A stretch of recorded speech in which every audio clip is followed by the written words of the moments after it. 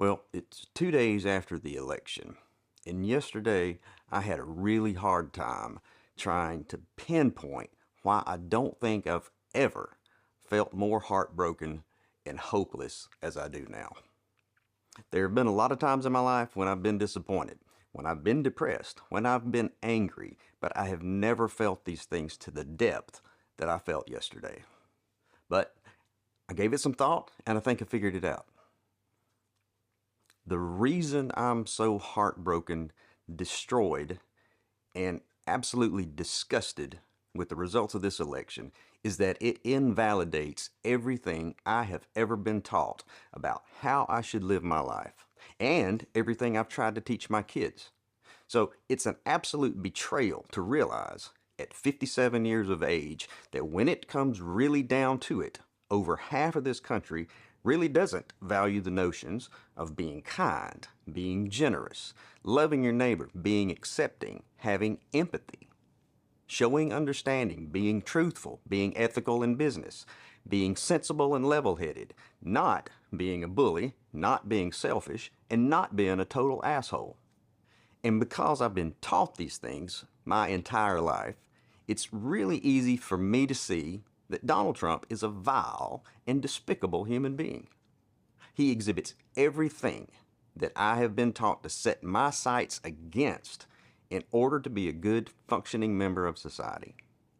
But now, over half our country supports this person and believes that he's the one who's going to make America great. Well, hey, here's a secret. Someone who has worked so hard at sowing discord is never going to do anything to unite us.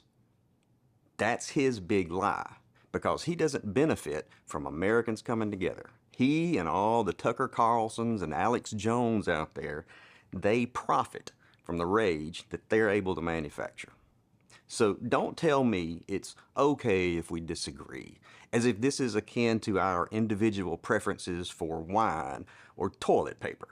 This is not a simple disagreement. This is you telling me that the values I've held dear my entire life have no meaning or place in the real world. This is you telling me that I should be shrewd, deceptive, cruel, and intolerant. This is you telling me that the type of person you really admire and look up to is a rich, entitled, narcissistic, criminally convicted pussy grabber.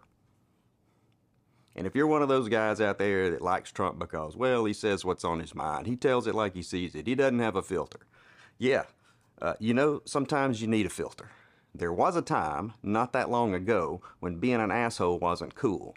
If you were a shitty person, you just kept a lot of that to yourself, and society was all the better for it. But now it's all, let's make America great again.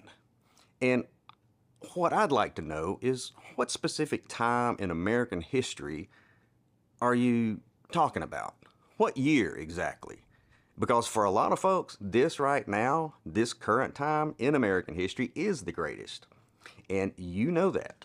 And for some reason, you don't like it. It's like this crazy idea that giving certain rights to someone else somehow takes some of yours away. Or are you just pissed that you're not special anymore? And so you can feel special again, you'll be more than happy to drag us all back 70 years when our black brothers and sisters had to drink from separate water fountains, or back when if you were non-straight, you had to stay in the closet. Personally, I'd like to go back to a time when assholes had to stay in the closet. And don't tell me, oh, don't be stupid. You're getting it all wrong. It's really about none of that. It's really about the economy. As if that excuses the behavior. You're willing to overlook all the other fascist rhetoric because all that's doing is showing your wives and your daughters and minorities and LGBTQ and other marginalized groups that you're completely willing to throw them under the bus as long as you can save 5 cents a gallon on gasoline. Did your stock portfolio get a bump yesterday? Well, good for you. Maybe you can sit offshore on your new boat and watch this country burn to the ground.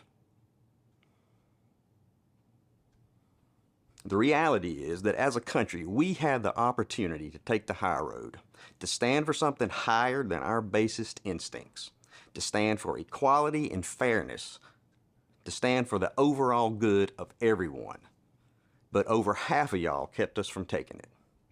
And the whole world was watching. And you know who else was watching?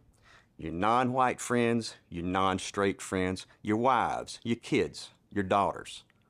So to anyone who actually does claim to value those higher ideals, you know, the ones I mentioned earlier, the ones we were taught as kids in Sunday school.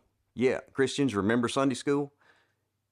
If you claim to hold any of those same values, but are at the very same time enamored with Trump and perfectly pleased with the outcome of the election, me and millions like me deserve a fucking explanation.